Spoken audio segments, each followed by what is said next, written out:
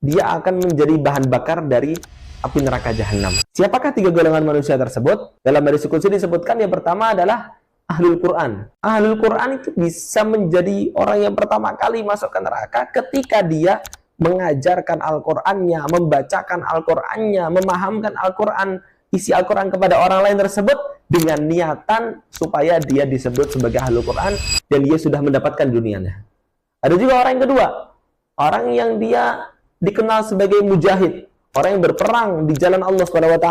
Dia melakukan itu semua supaya disebut sebagai orang yang jari, orang yang pemberani, ya kan? Orang yang menjadi pahlawan. Supaya manusia yang lain menyebutkan demikian, meniatkan bukan karena Allah SWT, maka dia akan mendapatkannya di akhirat.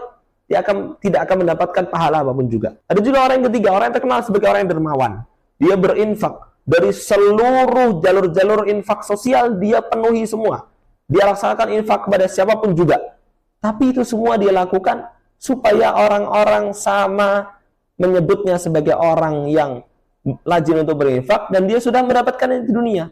Maka Allah SWT sampaikan dalam hadis qudsi tersebut, wa qad qila, ya mereka udah dapat itu, mereka udah dapat julukan itu, julukan orang yang rajin, orang yang orang yang dermawan, julukan orang yang pemberani, julukan orang yang Al-Quran, dia udah dapat di dunia dan dia tidak akan mendapatkan apapun juga di hadapan Allah SWT. Kenapa? Karena dia tidak meniatkannya karena Allah SWT.